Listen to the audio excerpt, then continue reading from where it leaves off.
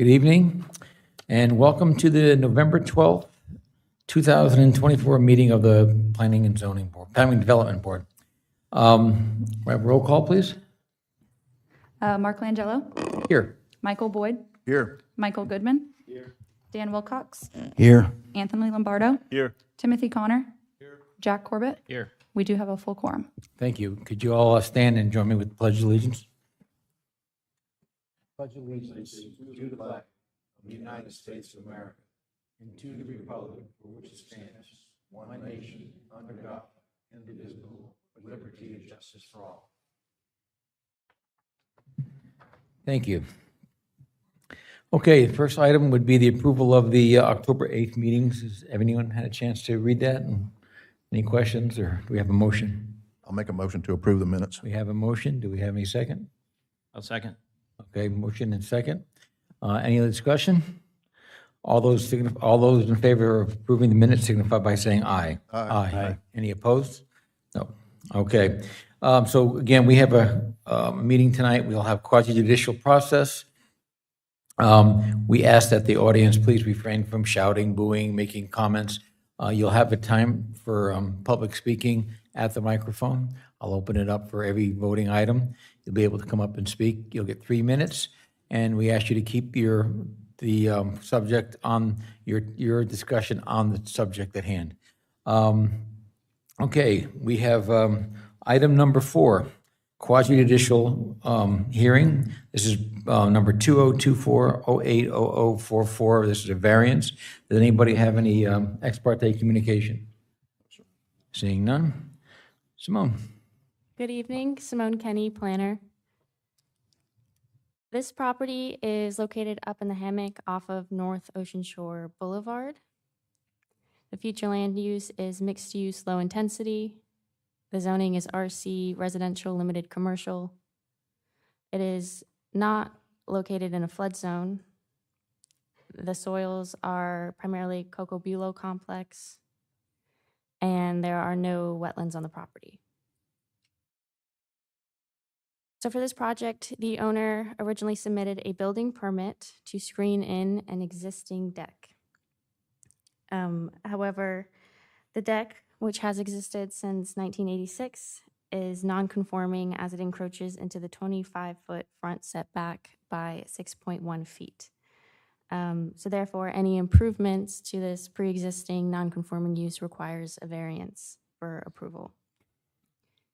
For some background, the property is 75 feet wide and 100 feet deep, giving it an total area of 7,420 square feet, which makes it a non-conforming lot of record in the RC district.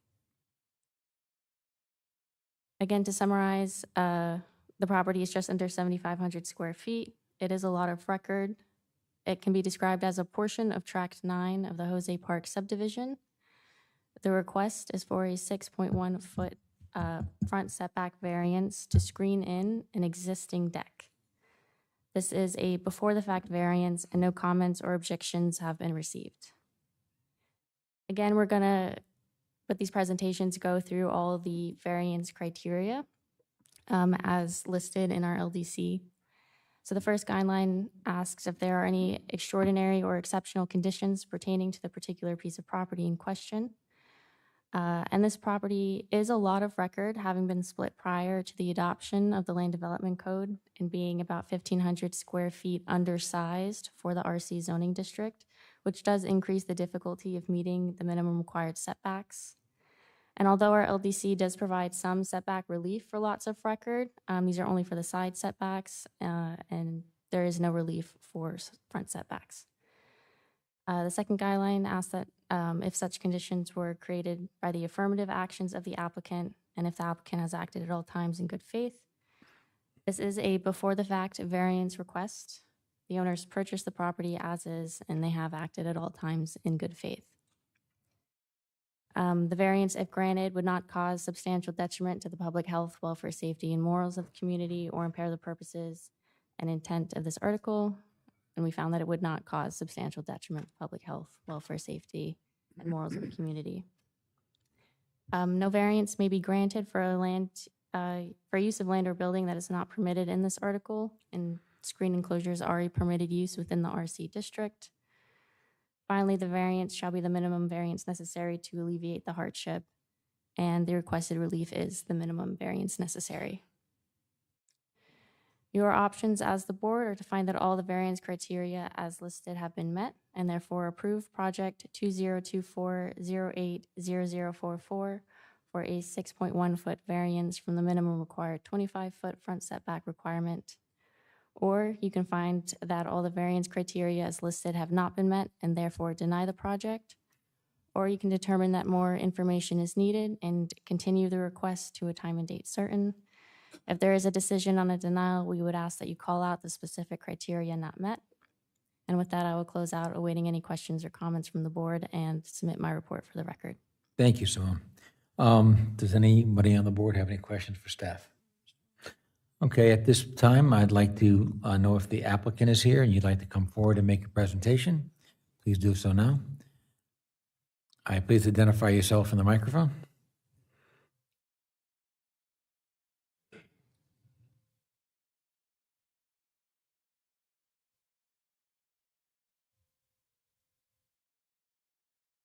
Good evening. My name is Michael Vickers. My wife, Linda Beers, is here with us. We bought the property in 1994. SS is what you're seeing. We've owned it now, or lived there as our primary residence for over 30 years.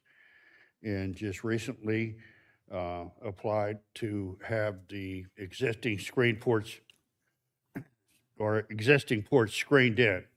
With a small roof over.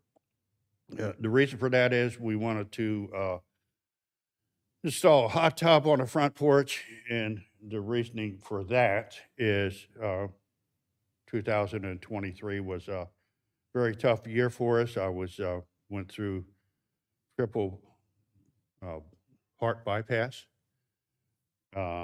Did 9 weeks of radiation due to 3 tours in Vietnam where I was exposed to Agent Orange, and just recently treated for that. The VA has recommended that I do heat therapy.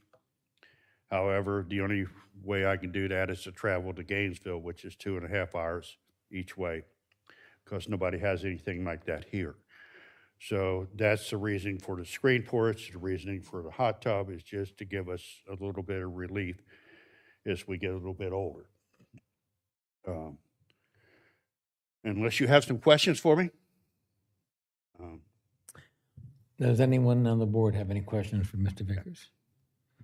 On behalf of the board, thank you for your service, Mr. Vickers. All right, thank you, sir. Thank you. Okay, at this point, I'd like to open it up to the public. Would anyone in the public like to speak on this item? Come forward now. Seeing no one come forward, I'll close public comment. Open it up to the board for discussion or a motion.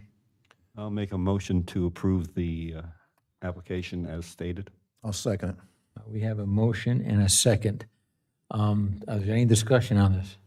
No discussion. I mean, it's been there for a while. They're not adding any space to it. They're just enclosing it with the screen. I don't see any issue in it. Okay.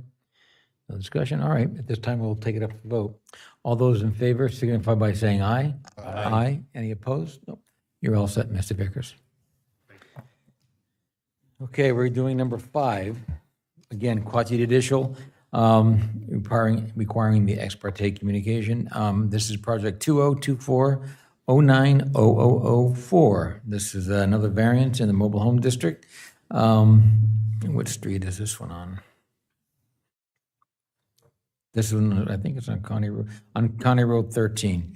Does anyone have any ex parte communication? Okay, seeing none. Simone? All right, the subject property is located in the area of Espanola off of County Road 13. The future land use is residential low-density rural estate. The zoning is MH1 rural mobile home.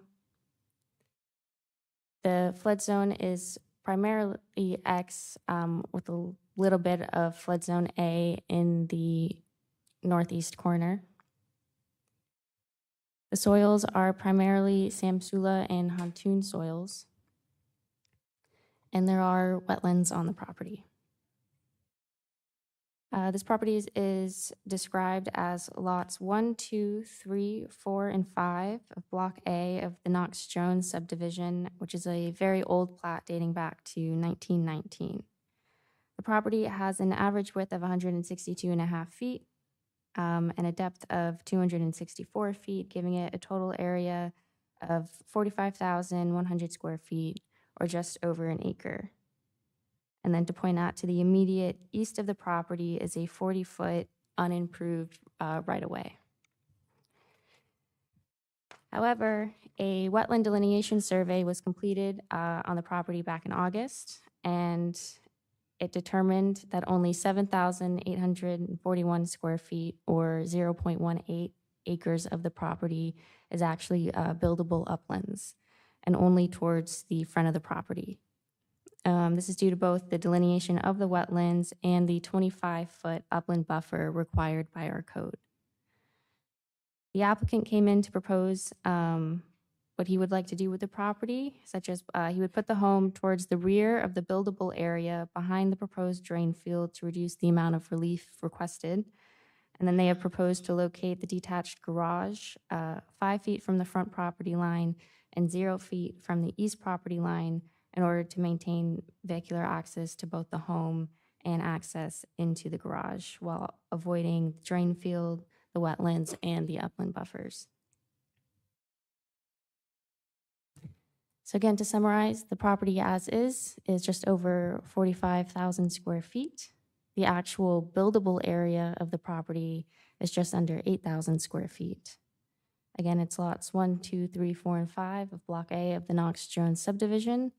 And there is an unimproved platted right-of-way just to the east. Now the existence of this right-of-way technically increases the side setback from what would normally be 15 feet to 25 feet because it's considered a street side setback. So the request is for a 20-foot front setback and a 25-foot side yard setback variance for the accessory detached garage.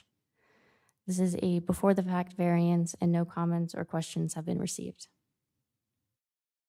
In terms of extraordinary and exceptional conditions, the identified forested freshwater wetlands and the required upland buffer drastically decrease the buildable area of the lot from just over an acre to 0.18 acres. In addition, the unimproved right-of-way located directly to the east increases the side setback from 15 to 25 feet. While wetland mitigation through the St. John's Water Management District and Florida DEP are potentially a path to take, this process is exceptionally cost prohibitive. Such conditions were not created by the affirmative actions of the applicant, and the applicant has acted at all times in good faith. The existence of the wetlands is an environmental condition not created by the applicant, and they have acted at all times in good faith. We found that the variance, if granted, would not cause substantial detriment to the public health, welfare, safety, and morals of the community or impair the purpose and intent of this article. And detached garages as an accessory structure are permitted in the MH1 district. And finally, the requested relief is the minimum variance necessary to alleviate the hardship. Your options as the board are to find that all variance criteria as listed have been met and therefore approve project 2024090004 for a 20-foot front yard and 25-foot side yard setback variance from the required 25-foot front yard and 25-foot side yard setback for accessory structures in the MH1 district. Or you can find that all variance criteria as listed have not been met and therefore deny the project. Or you can determine that more information is needed and continue the request to a time and date certain. If there is a decision on a denial, we would ask that you call out the specific criteria not listed. And with that, I will close out, awaiting any questions or comments from the board, and submit my report for the record. Thank you, Simone. Does anyone have any questions for staff? I do. Go ahead. So if I understand this, there's an abandoned right-of-way to the east of this property? Correct, it's a right-of-way that was platted but was never built. And so that would be to the, when we're looking at this diagram here, that would be to the right. Yes, And so if we take into account that that abandoned right-of-way is in existence, how wide is that? that is 40 feet. Okay. So that alone takes up a lot of the space that this applicant's asking for in terms of a setback. In other words, there's still plenty of room around the property. They're not pushing this up against a neighbor. That's correct. Thank you. And if the right-of-way were to be vacated, half of it would go to this property and half would go to the property on the other side, gaining them an additional 20 feet of property. And at that point, the side setback would be the regular 15 feet instead of the side setback of 25 feet. And a variance request would not be necessary for that side of the property. Anyone else have any questions? I got Yeah, so is the road formally abandoned?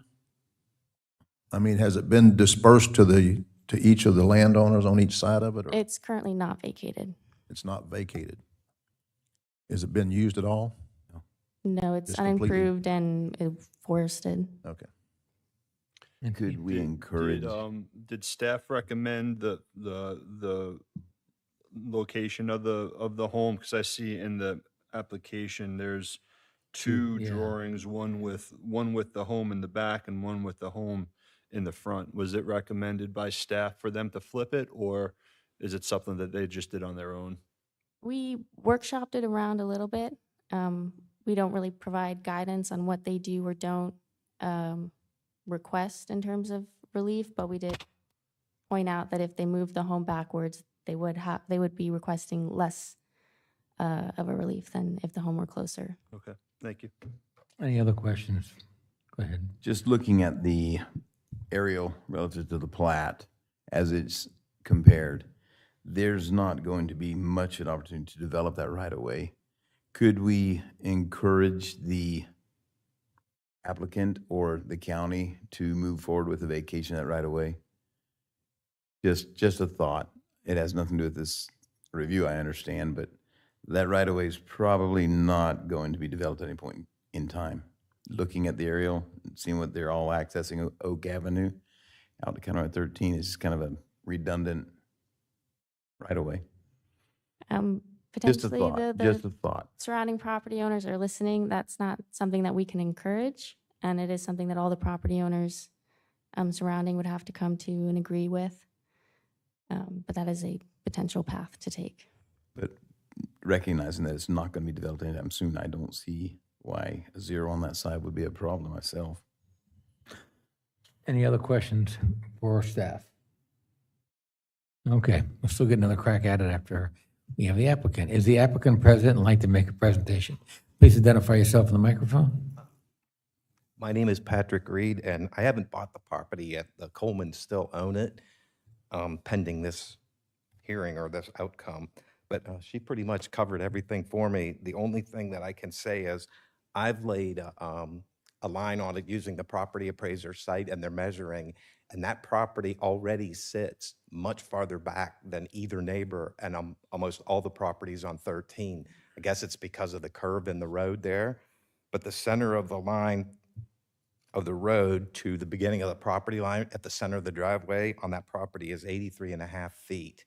The neighbor to the west, his is 71.5, and the man to the right is 52.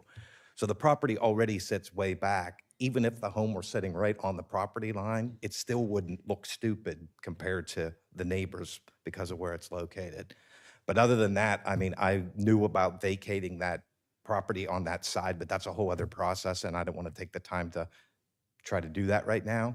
Lou Hunter lives directly behind it, and he called me on Friday, and he knew, he saw the sign, and he said he was okay with what we're trying to do, and I don't think he thinks that's ever going to be a road either, going back to him. So other than that, that's all I got, guys. Does anyone have any questions for the applicant? Okay, thank you, sir. Thank you. At this point, I'd like to open it up to the public.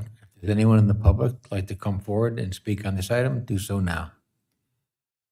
Seeing no one come forward, I'm going to close public comment, open it back up to the board.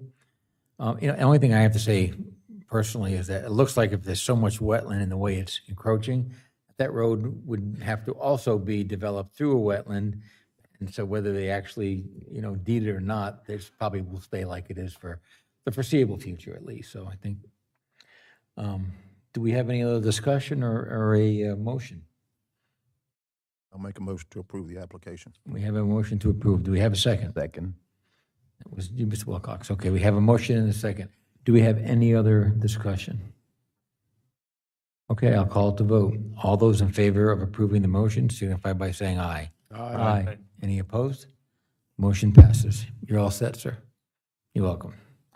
Okay, on to number 6. Again, quasi-judicial hearing requiring ex parte communication. This is project number 2024-09-0037. It's a variance also in the R1 district. This one I think is up as in the hammock on Flagler Drive, right? Simone? Oh, do we have any expert? We already said that, right? Yep. I do. I had a brief conversation with one of the neighbors. Okay. Anybody else? Thank you, Mr. Connolly. This property is located up in the hammock in the Marineland Acres area. Future land use is residential, low-density, rural estate. The zoning is R1, rural residential. It is in a flood zone AE, so it does have a special flood hazard. The soils are Pomelo fine sands, and there are no wetlands. This property is described as Lot 12 of Block 11 of Marineland Acres, Second Edition subdivision. It is 75 feet wide and 105 feet deep, giving it a total area of 7,875 square feet, making it a non-conforming lot of record in the R1 district. The contractor submitted an original site plan bearing a November 18th, 2022 date. This site plan passed zoning review as it did show at the time the 25-foot front setback. However, it was rejected by our development engineering team as it failed to meet LDC section 3.06.13, which is the Marineland Acres Special Stormwater Overlay Area, which requires properties located within this area to retain all stormwater on site. So through a total of 5 revisions, the site plan was modified to provide the required on-site stormwater retention. However, through the various revisions, the home shifted forward 4.1 feet to accommodate this additional stormwater retention, but it wasn't kicked back to zoning because it had already received the zoning approval. Therefore, the site plan dated April 4th, 2024, showing a 20.1-foot front setback, became the final approved site plan. And then the contractor built the home to the special specifications of the approved site plan, and this encroachment went unnoticed until they submitted their final survey for approval, here showing that the house was built to the 20.1-foot setback. Again, to summarize, this lot is 7,875 square feet, making it a lot of record in the R1 district. It's Lot 12, Block 11 of the Marineland Acres Second Edition subdivision. The home was built to the approved site plan, and the request is for a 4.9-foot front setback variance, and this is an after-the-fact variance request. And then I believe you did receive an email pertaining to this request prior to the meeting.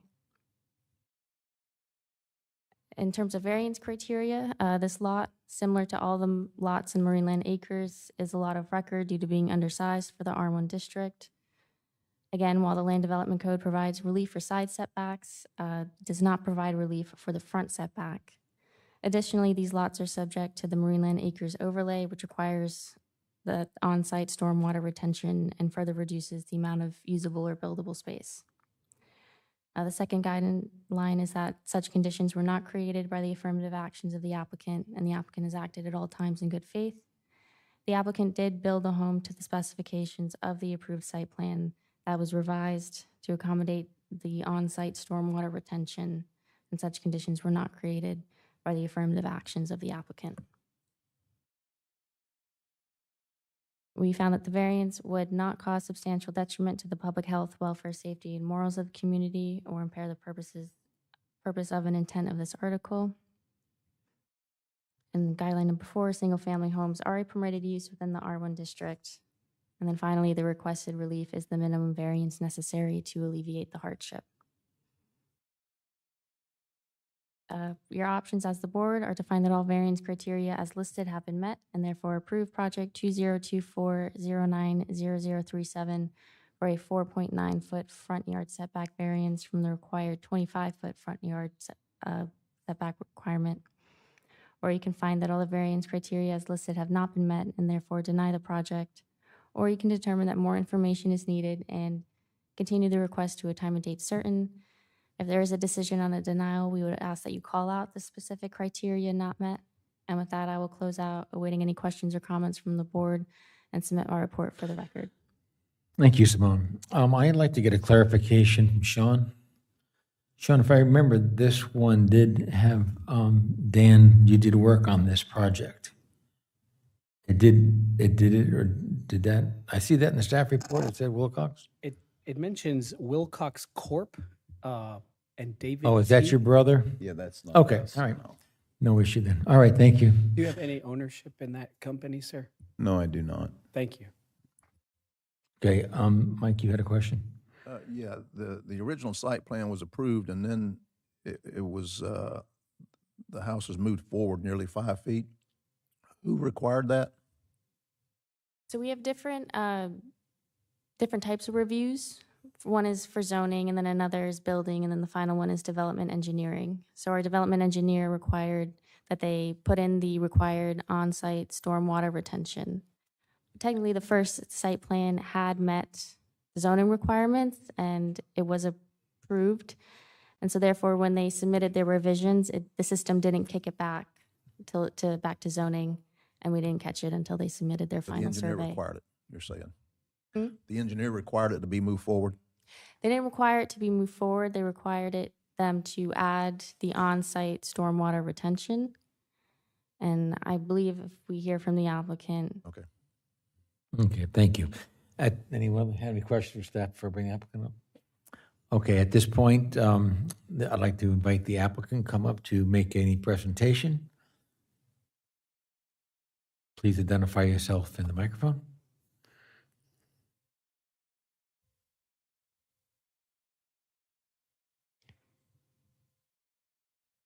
Hello, my name's Gene Sloan, and this is my surveyor, Troy Wilcox.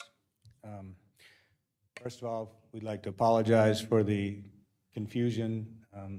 I thought I was building to what was required with the changes. There was definitely no ill intent to defraud or cause any problems for anyone.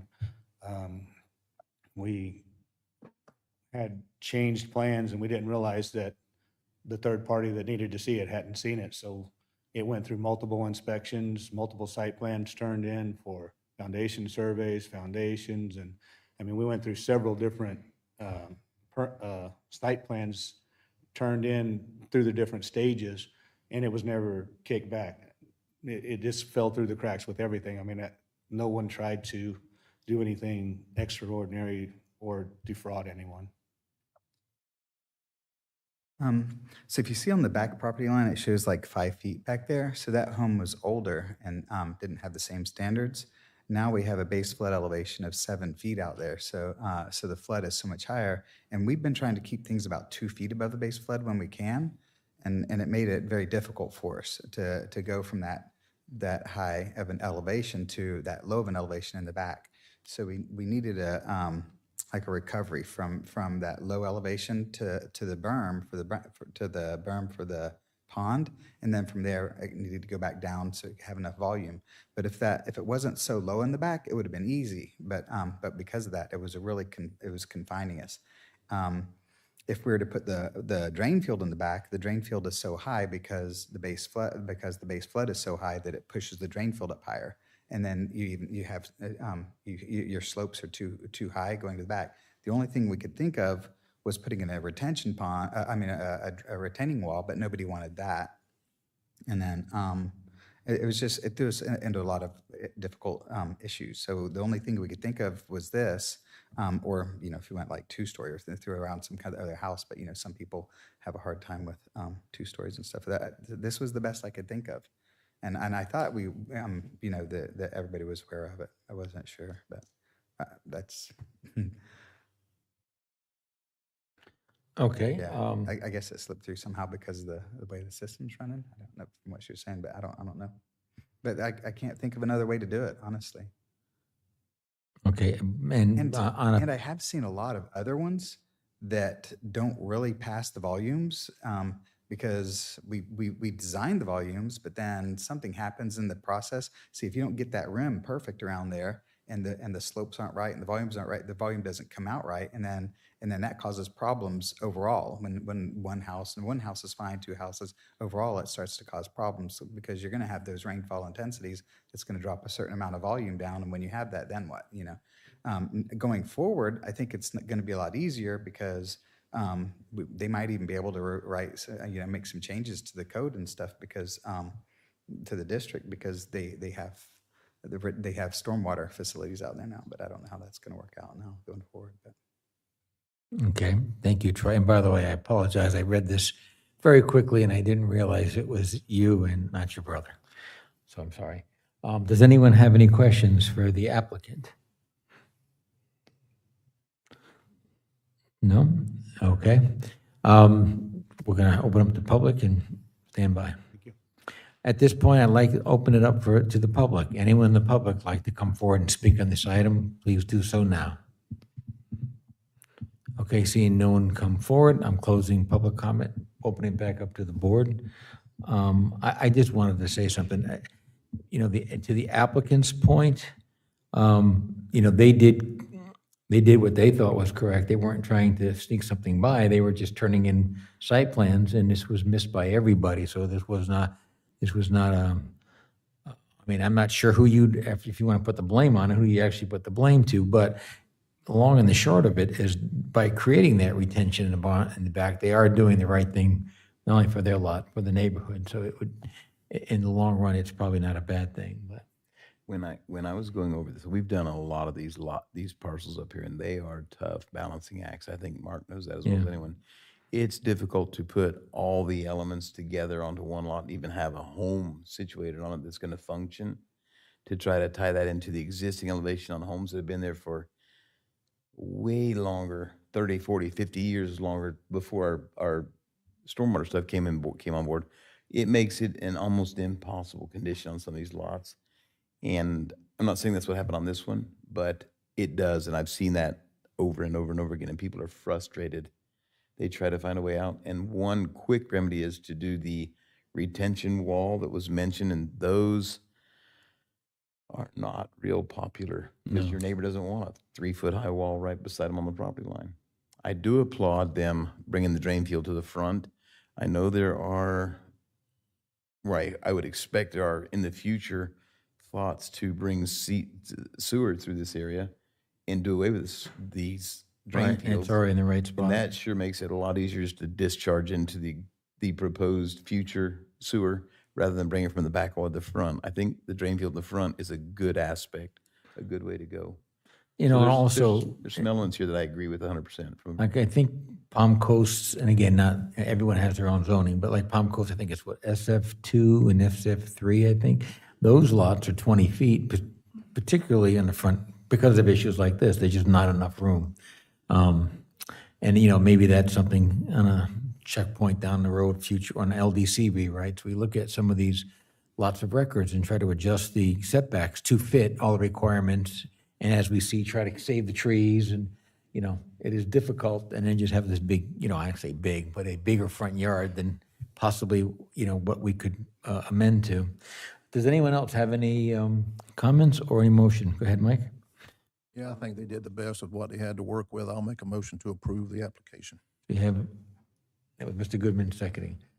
Okay. Do we have any more discussion on this item? Okay, seeing none, I'll call to vote. All those in favor of approving the motion signify by saying aye. Aye. Any opposed? Okay. You're all set, guys? Okay, we're up to number 7. Again, quasi judicial requiring any ex parte communication, project 2024. Mr. Chair? Yes, I'm so sorry. Did we call for public comment on that last item? we did. Okay. We Just did. making sure. Thank And you. I got nobody. Okay. I can't get any bites tonight. Just making sure. We'll see what happens on this one. All right, project number 2024-09-0016. Again, this is an application for review in the R1 district. This is for a series of lots off of Hernandez and Sanchez. Does anyone have any ex parte communications? I do. Go In ahead. a conversation about a different matter, I had a brief conversation about this with Mr. Bear. He assured me during that conversation that you can build to this density and save oak trees. I'm not sure I believe all of that, but that was the substance of our conversation. And I did myself also have a conversation briefly with Mr. Bear, talking about something else, and he did bring up this matter, and my short conversation was, I'll just look at it and address it as we go. But do we have anything else? Anybody else? Okay. Simone? I thought we were going to get all the public comment through with the earlier. Anyway, number 7 on our agenda is these 14 lots you see here off of Hernandez Avenue, and then along with that, then the 25-foot portion of vacated Sanchez. And so to give you some orientation, we're north of 19th, obviously west of North Ocean Shore, and then east of Hernandez, and then outlined in red here. And maybe good to dwell on this a little bit. And so you got the tree cover that you can see. Each of these lots as platted are 50 feet by 100, 50 feet wide, 100 feet deep. And then you've got the 25 feet on that, what effectively is the west portion of the vacated Sanchez Avenue right-of-way. That east 25 would go then with the JT's overflow parking off on the east side there, so that the way the vacations work, split it down the middle, half goes to one adjacent parcel, the other half goes to the other. So effectively, this ends up being 350 by 225.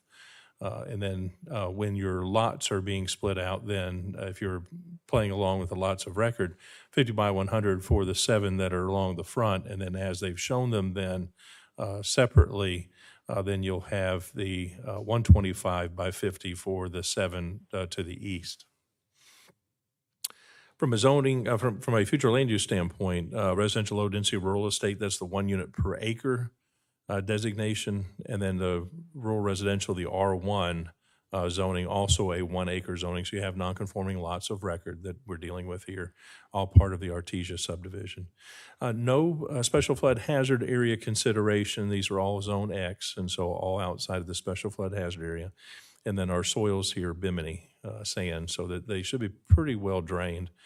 Gently sloping was what we're anticipating from the east to the west. Everything running to the intercoastal is what's going on here. You do have shallow ponding that happens when you have torrential downpours like hurricanes. And then no on-site wetlands that end up showing up here. Again, this also shows your tree cover that's part of the basis of this request in this area. And so pulling back to that old plat for Artesia, this is what we end up looking like here. So this again, bounding in red, little offset. So your north arrow, and I've superimposed it here. North arrow is kind of off, just a little bit off of the top being north. It's about 20 degrees off to the right here. So you have the intercoastal shown here, Ocean Shore Boulevard, and then this portion of Block 7. You can see we are separated from 19th Road, from that corner, 18th Road. Those are separately owned parcels in between. One of the things we talked about early on is we said, okay, so what if in our options we restored Sanchez Avenue? What if we had a publicly dedicated, and I mentioned this in the staff report, could that be possible? It wasn't possible because you had intervening privately owned parcels to the north and south that didn't make it possible without basically buying right away or taking away somebody's buildable area, potentially where somebody had already constructed homes or accessory structures as well. So this is from the plan set itself, and so the challenge that came in then is we said, okay, tell us how this is going to look. And so these came in then, the dark lines that you see here, way this is oriented, this has the north kind of off to, effectively pointing off to the bottom right is how you'll have that north direction, intercoastal at the top, Hernandez at the very top that you see here on this. And so then the closed Sanchez is kind of in the bottom here. 19th Road will be off to your left, and these this drawing and the next two both have this same orientation. This one was generally showing a tree protection. This is sheet C1 in your packet, and the X is showing where the trees were intended to be removed, the others showing some attempt at preservation, realizing that those that are clearly within the center of the lot are going to be within the footprint of the homes. Remembering also then that our new tree regulations will then exempt trees that are within the footprint of the dwelling and within 10 feet of that footprint. So that if you remove one of those, it's not going to count against a builder. And so that, where you have, for example, lot 11, let's see, is my cursor working? Good. So you have these kind of right here that are in play here in the center, that those are obviously going to be removed because the home's going to be in the center of those. As lots of record, we have setbacks here, and Simone mentioned it earlier, 25 on the front, 20 on the rear, and you're reduced to 7.5 on each side for purposes like tree protection. Also, you have in play here, we have city water available, but not the city sewer, so you're having to have the siting of the septic tank and drain field. Part of the consideration we had, and I'll mention it here in a few minutes, also was an advanced treatment system for each of these resulting lots that would be an advantage over conventional construction.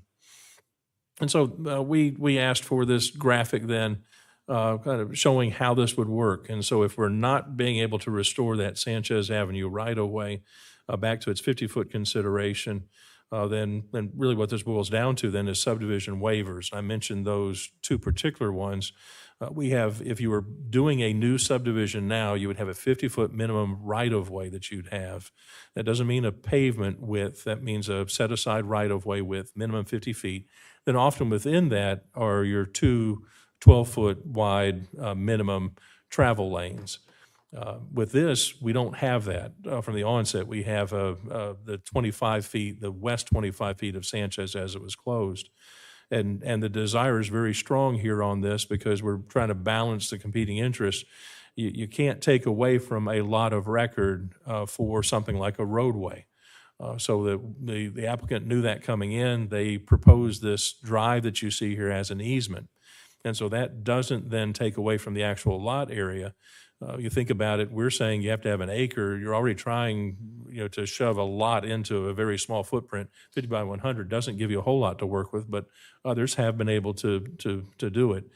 And so what this is showing then in the end is a 15-foot wide private driveway easement with a one-way configuration. So what would happen here at the south, you'd pull in, the signage here indicates one way only, and also no on-site, effectively no driveway parking. So you'd come in here from the south, you drive north on this private driveway, and then you drive back out at the north end. And so that would be a gravel surfaced. The attempt here would be to avoid water management district regulations, or at least those that are particular to requiring stormwater pond installation. And then that does assume then that they're taking advantage also of what's present as effectively as a grandfather pre-existing plat, to the extent that that does provide then some consideration. There are drainage easements that are provided within beside each one of these lots along the common lot lines that are available. We do anticipate still providing some drainage. While I'm saying in one breath that you don't have any ponds that are required, you still have some notion of taking care of your stormwater that's part of this. It's anticipated that your utilities will be underground, so you'll have electrical and water both installed within this driveway easement area. And so those will be there for these 7 lots on the back side, on the east side. These others are going to have their services all from Hernandez itself. One of the trade-offs we had for this kind of configuration, and so when we're talking about waivers, 50-foot right-of-way waiver, and then also a paved road waiver, because in subdivision land now in our code, we require all new subdivision streets to be paved. Now, that kind of doesn't make sense here because you're connecting to a dirt road. But that's also not our design. We would still require it if you were effectively creating new subdivided lots. And so, to my thinking, that's a waiver from both of those considerations that are here. But one of the things we talked about then, in addition to the advanced treatment unit advantage, hopefully some tree preservation that's happening with these configuration of these homes, in some, each one hopefully being treated separately and unique with its design, so that you're not having the same home placed on each one of these lots. You're having a design that's unique to each one based on the tree coverage that we're hoping is the intent. And then you'd have then, along with that, a requirement for fire sprinklers. And we had some discussion early on, reviewed by the fire marshal, of whether or not that would only be the 7 lots at the east side, because those would be the ones that would be accessed from the east, from the 15-foot wide private driveway and an easement. And instead, we've said that, or through the fire marshal, said that that would be required for all 14 of the lots, development on each one of the 14 because of the size, because of the what was going on here with that. And so they felt it was needed for fire suppression. The last graphic that I'll show you in this is that fire apparatus turning study. So we wanted to have this done to show kind of the extent of, kind of as a proof of concept. If we had the fire apparatus, you can see here where that fire apparatus has been superimposed onto the drawing, and there's a software package that goes along with this. It's not just drawing pretty pictures, but it's able to show that size, and it's intended to be the largest apparatus. This is showing an aerial that would come in. It's E1 aerial that I think corresponds to what the city of Palm Coast would bring. I don't think we have one in our group, but this assumes a mutual aid situation where Palm Coast would come with their aerial and be able to access the entirety of these 14 lots for purposes of fire suppression. Remembering also that if you had a medical call, you may have a fire engine that has to come along for that. So that could actually be that aerial truck also. It's not just always going to be limited to just your ambulance. For purposes of manpower, we run an apparatus along with an ambulance EMS unit so that you have extra folks who can provide assistance then. The graphic that was in here on your site table, this is on sheet 3, I think, that had extensive notes. I listed the parcel numbers that were here, and you saw how I mentioned that in the staff report of the genesis of this, that these were previously part of larger parcels that were described and conveyed through a single instrument, and then at some point earlier in this year, they were divided out as separate tax ID numbers with the intent of having these developed as each individual separate lot. We are talking about 1.81 acres in its totality. And so when you're back at 50 by 100, you're at 5,000 square foot lots at the smallest. You can see how challenging this does end up being. The lots, the way they're saying here at the very bottom, and that's why I included this in here, is that where you do get a bit of a gain here with that 25 feet. You're at 0.14 acres for lots 7 through 13 versus 0.11 for 24 through 30. Remembering that 7 through 13, in that 25 feet, you're having an easement across the front of each of those lots for access purposes. So most of us have already covered, but you've got this laid out here, 14 lots, waiver of county's minimum right-of-way width and paving requirements is required. That's what we're asking for your review on. All lots are contiguous, lots of record, purchased through a single deed, held up to until this year under a single parcel. So here the 14 lots are separately split out. Parent parcel is 14 separate tax parcels, each with its own tax ID number. Lots on closed Sanchez Avenue require access. That's the rub here. Applicant proposed private roadway easement for access requiring approval of subdivision waivers. Justification, the exchange, what are we getting back for that? Use of advanced treatment unit septic systems and enhanced tree preservation. The driveway easement width is set at 15 feet wide. And then all dwelling units are required to have fire sprinklers in the end as part of this. This came in, some issues that we had and need to address, probably the elephant in the room, is this a PUD? No. So it's less than 5 acres. It can't be a planned unit development. We can't try to shoehorn it in as one. So you saw this kind of notion of a development agreement. We talked about that early on. I think we were collaboratively working on that focus. We're using an example, and I think I included in your packet of a parcel that had been done previously, had some lots of record, had a vacation in that situation that was going on, a plat vacation.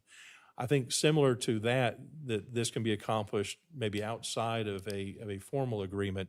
Could be notes on the site plan, could end up being a resolution adopted ultimately by the Board of County Commissioners that sets out the parameters. But it's got to be very clear, it's got to be very explicit, it's got to be able to provide, here's the regulation, here's what is being relaxed or effectively waived, here's the rationale for the waiver, and here's the end result of what's happening after that. That's what I'm envisioning this to ultimately look like, for it to be, how it to be eventually put together and then recorded, memorialized in the public records. So we'd anticipate whatever comes out of this would end up going into the official records and be recorded for all purposes of things that follow after us. One thing that Mr. Moylan and I are very acute on, and we had talked about this, particularly on this one, is how do we explain to those who follow us what we did, the rationale behind it, and they're able to hopefully come to the same conclusion, or at least be able to figure out then what this looks like in the future should some changes happen to it, or should somebody come back and try to recreate it.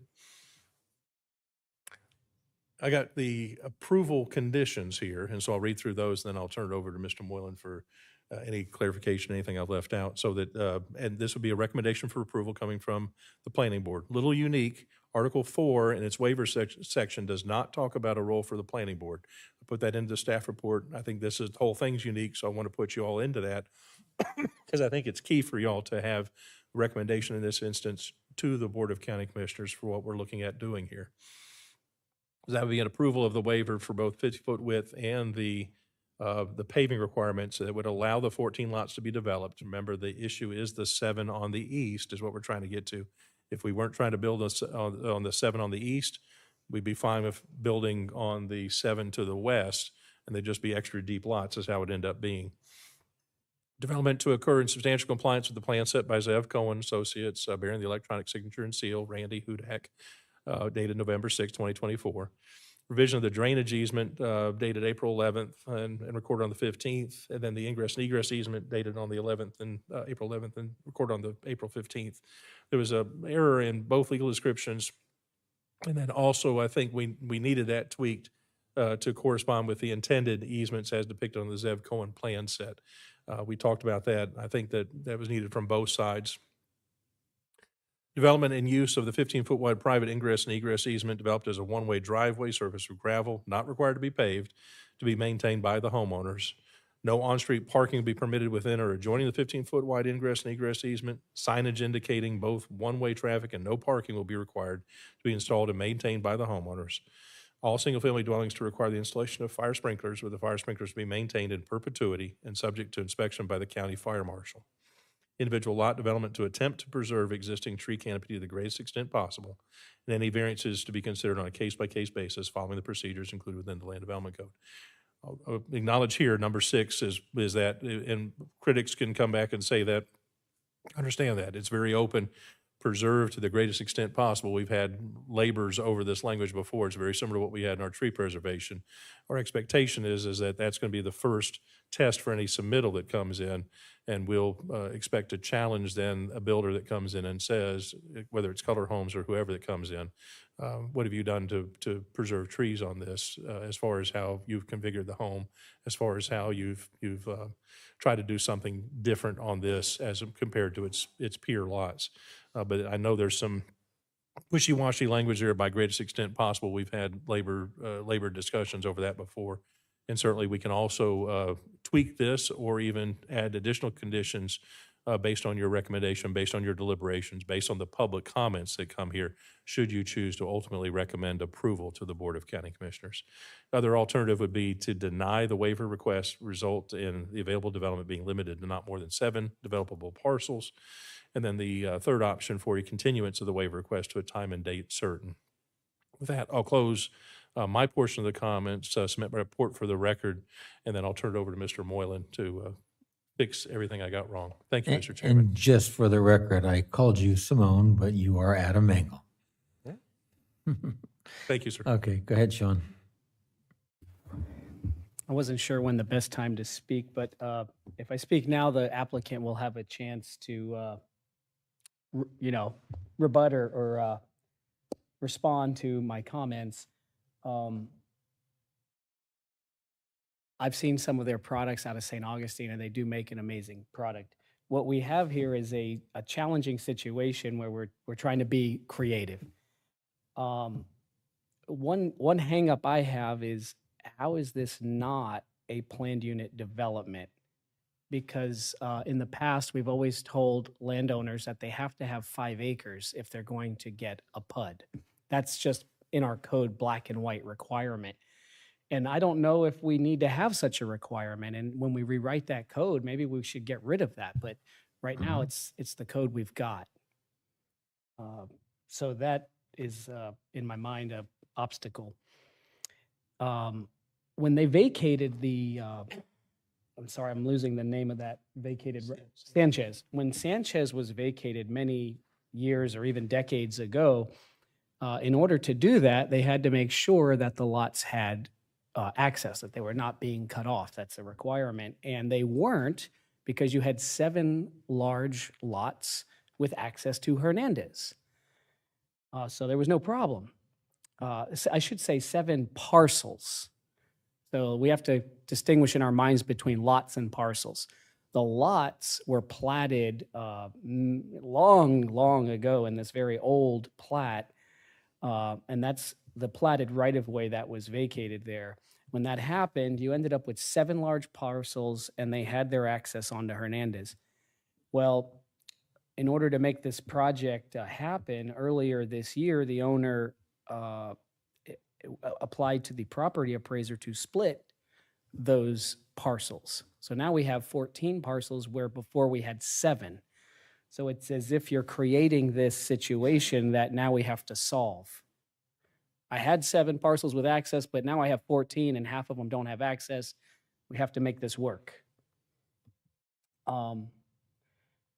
As far as that access goes, if this ultimately does get approved, I'm going to put a ton of language in whatever instrument comes out of this to make it very clear that the county has no role in maintaining that easement. It happens from time to time where we get drug into a controversy between neighbors who are relying on just an easement to access their home rather than a public roadway or even a private roadway, but just an easement. Sometimes they want us to take ownership, make it a public road, maintain my road, it floods. Or he's blocking my road, you got to do something. They think it's a public road, they don't even realize it's an easement. And so in order to protect the people who are sitting in our seats 20 years from now from getting drug into these disputes, we'll have to make it crystal clear that this is a private easement for access and the county has no role in it. Even then, I'm sure we will be asked. And then again, who is going to maintain it? The homeowners? Is there going to be an HOA? Individual homeowners just maintaining the spot in front of their home? How will that work? Now, the last thing that I would mention is something that Mr. Connor alluded to earlier. When the applicant first came to the county, one of the enticements was that this is a better way to preserve trees than what might otherwise happen on this land. These are quite small lots, and if you look at the drawing on your screen, the building footprint takes up a lot of the lot. And so I could be wrong, but it seems like they're trying to achieve compliance with the code by, if the trees that are within the footprint of the building don't have to be replaced. So it just seems that it's going to be very challenging to achieve a high degree of tree preservation when you have building footprints of that size on lots of that size. So those were my 4 concerns. The fact that they split the parcels to make this happen. Is this a PUD? Because we can't have a PUD under 5 acres. The issues with the access easement and the tree preservation. Thank you, Sean. Does anyone on the board have any questions for staff? Yes, I do. Adam, on this diagram here, that those rectangles are the footprint of where they can build? Is Yeah, that- yes, where they can build, not necessarily the footprints of the home. So I need to clarify what Sean mentioned. So those are the possible areas within which you could place the principal structure. Principal structure? And so that's within the setbacks. But not the driveway, of course, Correct. and not the septic, That's right. right? And the area in between the homes, like between 27 and 28, that's the drainage, well, that's a setback and drainage easement? What we're referring to as a drainage easement? That's my understanding, yes, that's going to be, so you have a minimum 7.5 from each property line there, and I can't read, I think it's saying 10-foot drainage easement there. So, you know, I Drainage know, and utility. And so you got within that effectively 15 feet between potentially both walls of each structure, then you have within that center 10 feet out of that 15 is a separate drainage utility. all right. So, you know, it looks to me like it's going to be a real challenge on the trees. I mean, we've had some, I think, a couple months ago here where, you know, you put the structure in, then you need room for septic, then you need room for a driveway, and the loser was the trees. So I just wanted to point that out, but it seems like it's going to be a challenge. Thank you. Thank you. Does anyone else? Go ahead, Dan. I would like to applaud county and staff and the developer for trying to maintain the compatibility with the community up there instead of requiring the standard stormwater ponds and pavements and all that we see in the typical development. I see you guys following a pattern here to blend this with the community around it, and I think that's a good approach. The question I have is, will the utilities as far as power, will it be overhead or will it be brought underground? Yeah, they'll need to be underground, and so that will be part of it. We've seen in the past where the trees and the power lines don't get along at all. Sure. So by going underground there also, I think that'd be great. And it'd be under the proposed roads in that area that we're looking at? I think that's what's being proposed here, and you can see the water lines. I think if you're looking there, you can see where each of the water lines come in. There's a water line here with the service for 13, comes off of here for 30, one here that's going to be for 28, 29, 11, and 12, one here that's going to come off the street side service for 26 and 27, one here for 9 and 10, and then this last one, 7 and 8, is coming down the driveway there. So that's where your water service line's coming in. Okay. But then I'm assuming, I think that's what we talked about, the electrical would be underneath the roadway or would be able to be accommodated. And within the each of utility these lines. homes is sprinkled, correct? Yes, sir. That adds a huge, in my opinion, adds a huge value to what they're proposing. Hey, Dan? Is that it? I'm good. Anyone else? Yes, Adam, if I understand the concept here, these checked line boxes that we've got, those are the areas that would be available given the setback. That is correct. But part of the plan, if you will, as I understand it, is to accommodate locations of actual buildings outside of that setback area using a variance procedure to do that individually. So for instance, just as an example, lot 24 and 25 could be farther to the east, encroach the setback to lots 7 and 8, but save the trees that are to the west of where that house might be located. That's part of the concept here?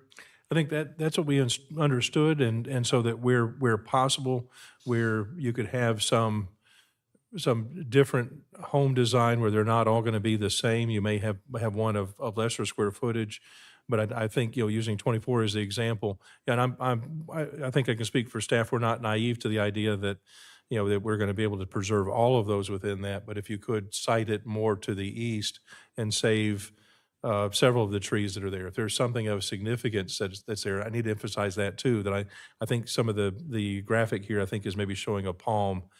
In our world, palms aren't necessarily, the important trees or what we would consider index trees. They don't provide typically substantial canopy or shade. I'd say an old palm, though, is maybe something important too. But I'd say if we're looking at of most importance to us would be the older oak, traditionally the live oaks. And so if you've got one or more of these that are here, I think safe to say those are our critical canopy and what we anticipate to be those that we would have the color homes build around. Those would be our variance candidates in the future. And then I have another question regarding the vacation of Sanchez. How far north and south of these lots does that road vacation go? It's the entirety. It's between All the way up and down, or just between 18th and 19th? just between 18th and 19th. I know what you're. Yes, sir. What was when this road, we don't have any history of the road vacation.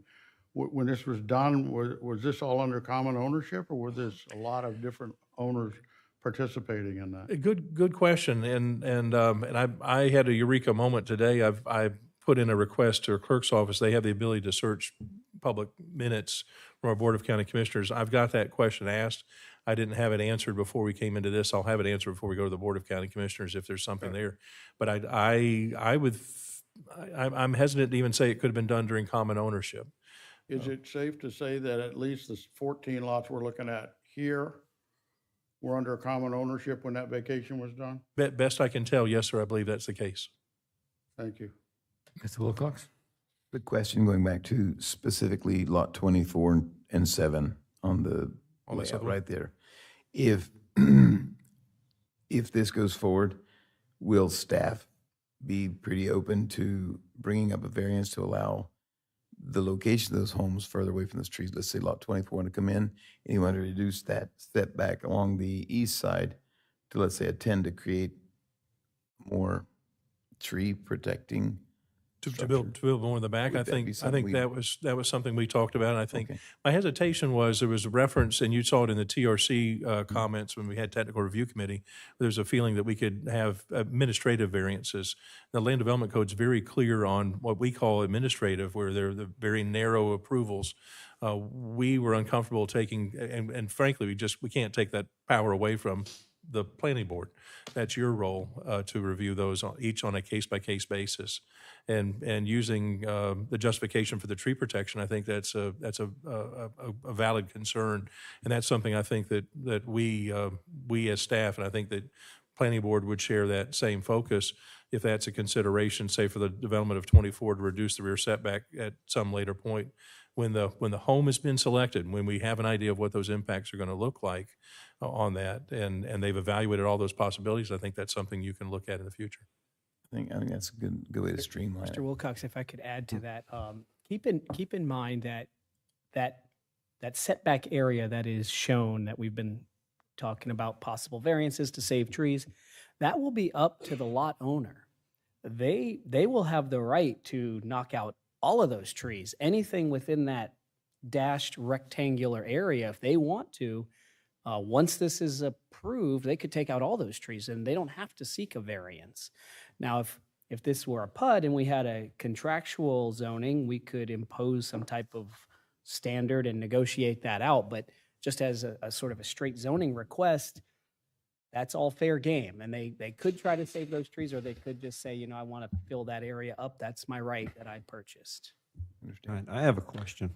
Go ahead. Wasn't this parcel part of a much bigger parcel that was under one ownership? It was, and you saw that. Excuse me. If you saw that in the deed history, you had this part of 7 and part of block 3 in the single instrument is what I'm recalling, and so that you had already larger pieces that were So involved. the property that is to the east of this is under the same ownership, am I correct? It had been. I didn't check walking into this if it was still under that. I did not verify that. Okay. It had been in the past. Do we have any other questions for staff before I bring up the applicant?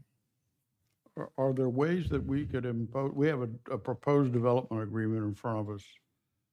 Are there ways that we could impose the PUD-like criteria in this development agreement to preserve some of those trees that are in the footprint and take away that legal entitlement that you just mentioned, Mr. Moy?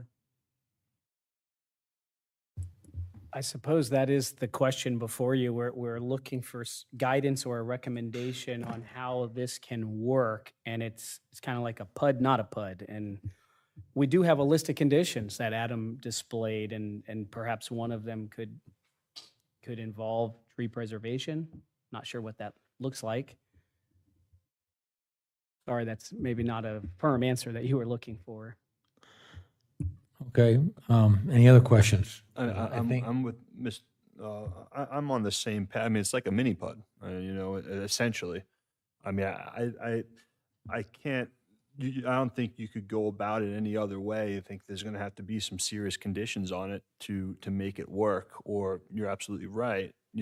Owners could just go in and do as they may, especially with the trees. So I think we have to take that type of path if this does move forward with some serious conditions to kind of, look at it as a mini PUD in some fashion or another. And just of course, this is not, consistent with the hammock. This is, I haven't seen something like this done before.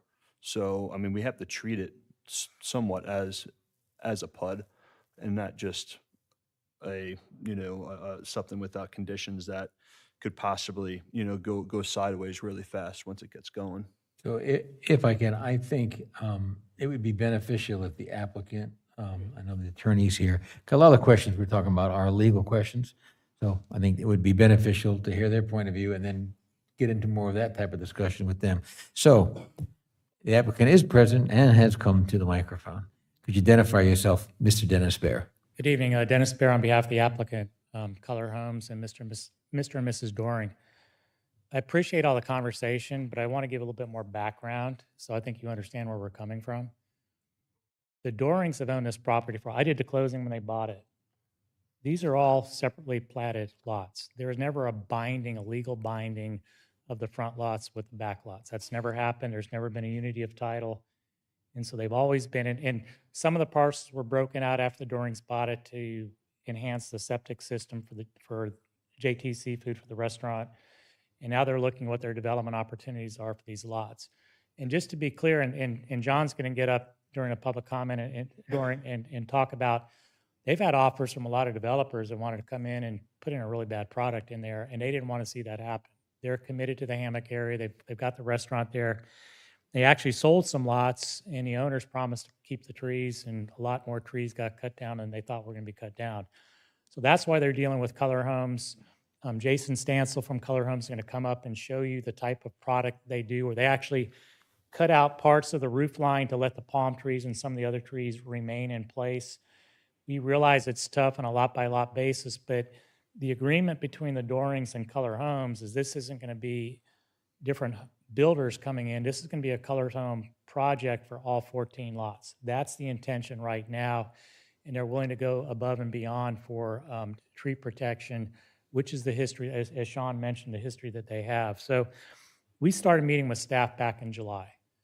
The term, yes, we need some waivers on the dirt road. The county doesn't have any standards for dirt roads, so we look to other standards, other jurisdictions to make sure that there are some criteria for the dirt roads. We understand the criteria that have to be in there, that the county's not going to come respond if somebody's parked in the right of way. That's up to the HOA. So that's part of what you're talking about. It's not a PUD, but there will be an HOA set up to deal with the roads, to maintain the roads, to decrease traffic. Staff recommended that we put in a mail kiosk, which we agreed to. We came up with the advanced wastewater treatment, and this is what was talked about at the very beginning meetings back in July. With the advanced septic systems that we're going to install, there's less area required for the drain field, so more trees can be protected. The swales will be in place instead of stormwater ponds to allow the natural flow to occur. And it's, as Adam pointed out, well-drained soil, so soil's not going to be an issue. And Randy Hudak from Zev Cohen is here to address any of the technical engineering issues along those lines. And we've agreed to the home construction design. If you want to see additional criteria, it's kind of hard for us to come in and master site plan each particular lot right now, but again, Jason Stansel will come up and show you the types of projects they've done before. These are not going to be McMansions like you see on a lot of the lots where it's all big house taking up the whole property. They have a very unique design that's designed to minimize the impact on the natural environment. As was pointed out, this right-of-way was abandoned long before my client purchased this property. So the time that he purchased it, he had a number of lots of record, including these 14 here. They could have gone ahead and developed the front 7. They could have sold any of the lots, but they want to do this under a unified development plan that does keep the hammock in a natural. And you all know I've been up here a number of times representing the Hammock Civic Association and others trying to stop overdevelopment of the hammock area. And to me, I thought this was a good product that would work. We have agreed to the extra expense of sprinkling all 14, even though technically we would only be required to sprinkle the back 7 because they're not on a public right-of-way.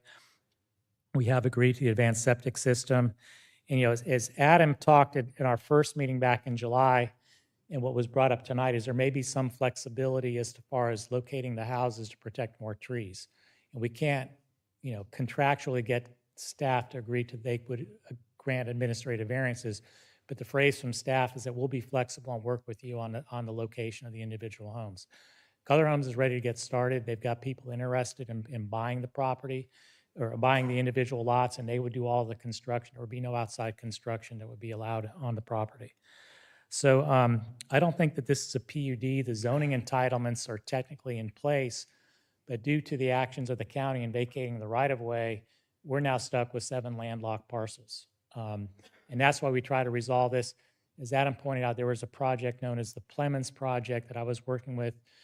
Similar circumstances, although there the plat was vacated instead of the right-of-way.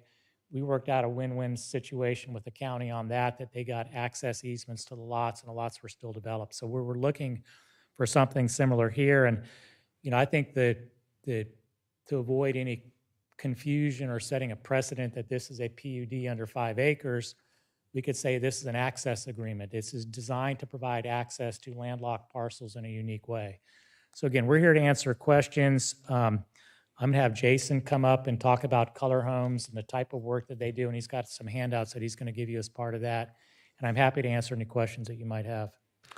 Thank you, Mr. Bear. Does anyone have any questions for I the just have applicant? one. Dennis, the business model here is, are these going to be sold as house lot packages, or are you selling individual lots? I'm going to let Jason answer that because he's the one with Color Homes that's going to be developing the lots, but my understanding is they will be house lot packages. Okay. And he's going to show you some of the eyes. And also, one of the things we had talked about in our July meeting with the county, let's see, hang on a second.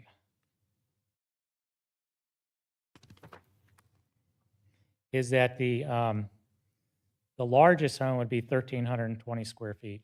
So they're not going to be big houses. Go ahead, Jason. Hey, good evening. Can I come around? Thanks. Please identify yourself. Hey, my name is Jason Stansel. I own Color Homes. I agree with Sean. I don't want people buying these houses if we do get to build them and they come in and knock down the trees.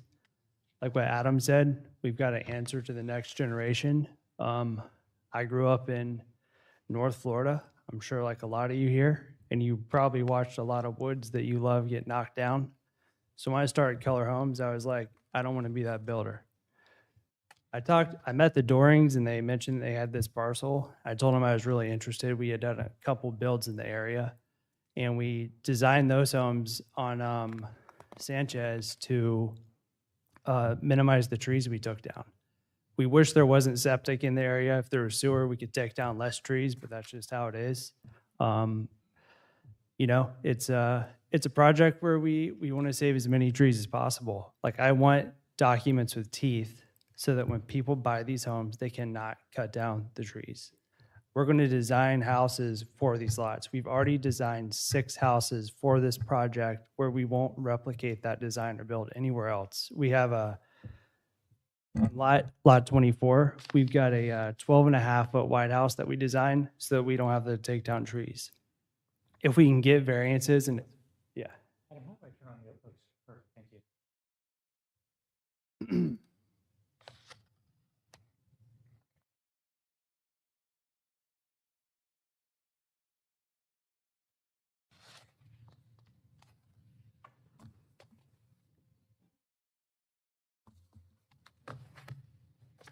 This is the handout you just gave us? That is correct. Yes, sir. Well, that's the, Mr. Connor, that's this. Yeah, I didn't show the cover sheet. I just thought that So if variances aren't out of line, we'd want to get some variances so that we don't have to impact trees. There are some small trees that we'll have to take down. We want to take down as few as possible. I don't want to come in and put irrigation systems on these lots with a lot of St. Augustine sod. I rather see like ferns and natural growth in there and look like when we're done with the build, I want it to look like these homes have been there for 50 or 60 years already, but you got a brand new product. It can't look like something that doesn't belong in that area. This is like the last really cool part of like the barrier islands off A1A. There's nothing like this left in Florida, and we have to take care of it. So I want to try to take care of it. Okay. I have a question. Yes, You're sir. the exclusive builder for the lots Yeah, yes, sir. for how long? I'm gonna Until build- it's completely built out? I'm built. So I've already lined up a lender to fund everything. So we're going to build these all as spec. And if a customer wants to Okay. come and buy the house, Right. that'll work. But we're not going to let a customer come in and go, "Hey, I want this house, but I want a 4,000 square foot home, and I want to knock down that 72-inch So oak tree." you're going to build them all at one time and then, I might do 7 and 7. okay. But yes, sir. I want to get them all done within a year of starting. All right, thank you. Yes, sir. Anyone, are you done with your presentation, or do you want to say anything else? I don't have anything else at this time. I don't Okay. have any questions, like I said. We, Randy Hudak or we will definitely may have some questions for you guys. I actually, if you don't mind, I'm going to ask a couple questions because I had a whole bunch of them over here. I'm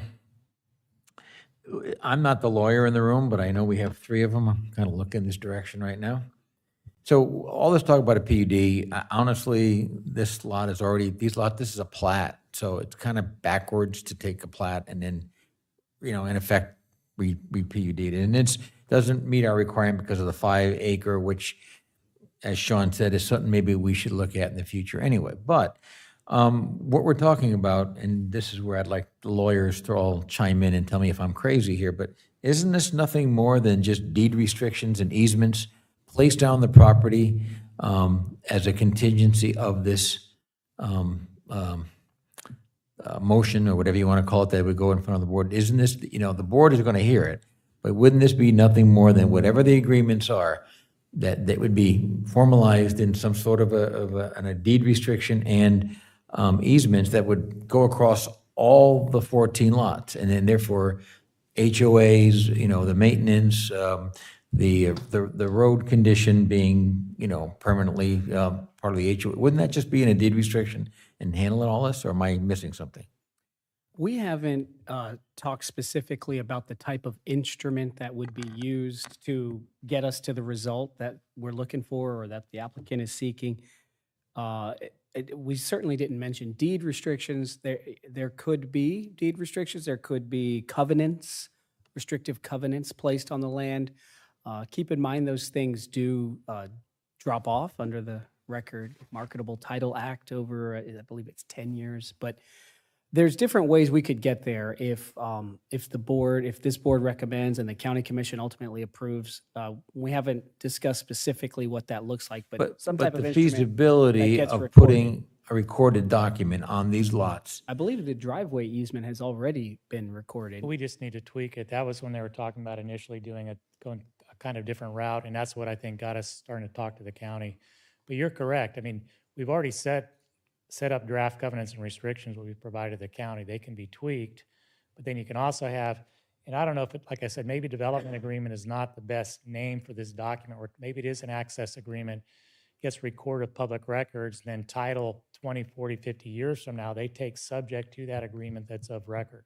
So that doesn't expire. Right, and if it crosses, but if it crosses all 14 lots, then wouldn't that be something that all 14 have to agree to remove?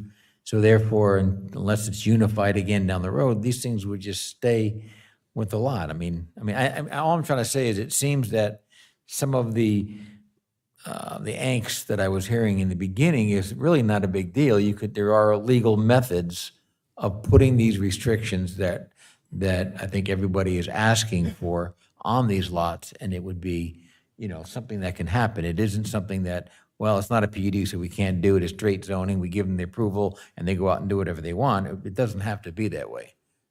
Do all three of you guys agree with that concept? Yes. I agree. Okay. The other thing, so I think obviously HOA would be something that you all need to talk about, but that's the only way you're going to get some kind of maintenance on all of them is if there is an HOA that they all have to, they set it up in the beginning, and it is again, part of the deed restriction, there's an HOA, so the maintenance of that road would be on that HOA. And like you said, you would put in phraseology that would talk about it not going to the county but this is, amongst those people. So now they would have their own HOA to battle when they all have an issue, and the small part that I would throw in as a builder, and you have, I guess, your engineer here, but I would say that, first of all, I agree that it shouldn't be a paved road because oak trees like to have surface roots, and they pull up those things, and it's bad for the trees and it's bad for the road. But, a pavement base on, like a sub base that you see, limestone rock, and then putting a surface over the top of it like stone or something, out there in that road will probably last many, many, many decades and allow these cars and trucks and everything to get through there. So I think there's a way of doing that without being, if you just drive around the dirt, then they're going to have a problem in the rain. But if you did something, so they give them some standard as part of your agreement that their engineer could come up with that would, allow the water to be pitched off the center, crown the center of the road and so on and so forth.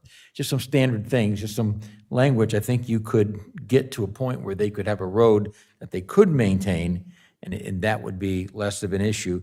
The sprinkler thing, I understand why you want to do it. The only addition that I would throw in there is it be a 13D or a residential, because a standard sprinkler system, you probably don't have the water pressure out there to make that happen anyway. So you just have to make sure that it, you would call it a 13D or a residential.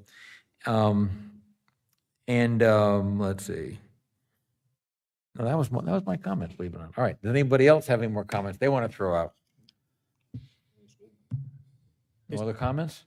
All right. Just one real comment. Go ahead. So the one thing you said, that all the homeowners could agree to modify it, but we could add language, they can't modify it without the approval of the county commission. So they can't go. That would be stuff I think y'all work out with them. Only reason I said that is down the road 50 years from now, some rich guy buys all the lots and they want to tear all the house down and make a lot out of it, do something different out of it. That would be allowed only because it's owned by all of them. Sure. But, if there's one holdout, now that road's staying in, and you know that story. But that's not for me to hash up. That's for y'all to work out with the legal minds. Okay, at this point, if you don't mind, we're going to open up to the public comment, and then you'll have a chance to rebut if we do have any takers tonight. So at this point, I'd like to open the public comment. If you'd like to speak, please come forward, identify yourself. Yep. And if you want to speak, just start moving up, because I'm gonna call it as soon as I see no one moving out of the chair. So. My name is Ron Long, 252 Aldo Drive. Just a preliminary looking at this, I just did a hand count. There's like 101 trees on here, and the areas that are blocked off for buildable area, that only leaves like 27 of the trees. And then you're talking about the swales going through the middle. That's going to mess with the trees as well. Mark, you mentioned the fact that, the oak trees might be pushing up the roads. When they're done, there won't be any oak trees around the road, so that won't be an issue. And you mentioned the homes are going to be about 1,370 square foot each. It's not scientific. I did a couple little measurements off of the scale that's on here. The buildable area, according to these hash marks on each of these lots, is about 1,500 square feet. So really, where are you going to move these houses way over to allow for the trees? My biggest issue, I really don't see any of these trees staying once you get into the building. And, you know, as I have a very limited area in construction, as Mark knows, but I will tell you, I've seen usually when builders come in to build, they want to build on every available inch of it. We've done it before. So it's just, I don't see any of the trees staying, is my point. So thank you. Thank you, Ron. Next speaker, please come forward, because if I don't see movement, I'm calling it, so. Good evening, Chair and Board. Robin Pauletta, Halifax Plantation. Wow, this is amazing. And I'm sure the builder is very sincere about producing a wonderful product, and that's all good. I'm all for innovation. But really, 14 homes on 1.87 acres, and you're still going to preserve the trees, any of the major index trees, hopefully. I'd like to know what the price point is of these proposed homes. I mean, I know it would be an estimate, but I'm just curious because as a teacher, I used to love using parables with my elementary students. And there's that one Aesop's fable where the monkey's invited over for dinner, and he's invited to go and help himself for dessert for all the cookies that are in this very narrow-necked jar. And so he goes in and he grabs as many as he can and tries to pull his paw out, but he can't because he's got all those cookies in his hand. And I think it's a similar situation. There's a parallel here. It's not that this area shouldn't be developed, but the fact that you're putting 14 buildings on 1.87 acres. I mean, if you were talking 14 buildings on 4 acres, 5 acres, that would make sense. But this is cramming a lot of cookies. I was going to use another C word, but I don't want to insult anyone. But that's putting a lot of cookies in a very small area. Thank you. Thank you, Robin. Next speaker, please.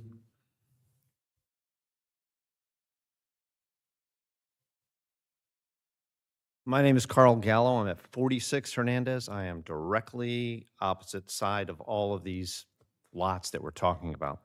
If you've ever been on Hernandez, it's a beautiful, wonderful, quiet street. 14 lots would be potentially 28 more cars. Now, I've been in conversation with Johnny Doring for about 6 years, and I gathered together 3 neighbors, and I said, Johnny, I would love to buy that lot because I just want to preserve it. I just love the woods. I'm into preservation. And about 3 years ago, Johnny marketed with Compass Real Estate at the time was the name. And they put together this wonderful brochure showing 14 lots. And he wanted $1.3 million. And I said, Johnny, it's not 14 lots. You can't get access to any of those things back there. It's 7 lots. I can understand 7 lots, but it's not 14. He said, Carl, I'm into profits, not preservation. And I said, oh my gosh. I said, well, you've got a lot that's right on, you own everything there. I said, you got a lot right on A1A. If you wanted 14 lots, why not sell that lot back there? He says, well, that's worth a lot of money. I want to hold that for later. I'm not selling that. So then they obviously get with Color Homes and hire Dennis Barrett, who's a wonderful man, and concoct this way of driving all this traffic around. And there's no way that you can consider the removal of 33 trees not part of the removal of trees when you have to get rid of that to get around those things, because we counted these things. We looked around. There's been emails going around the whole neighborhood. I'm not the only one. As you can see, there's about 15 people, 15 neighbors here that don't want this. 7 homes, platted, approved. I've got no argument. 7 lots. 14, I've got a problem. Thank you. Thank you. Next speaker, please.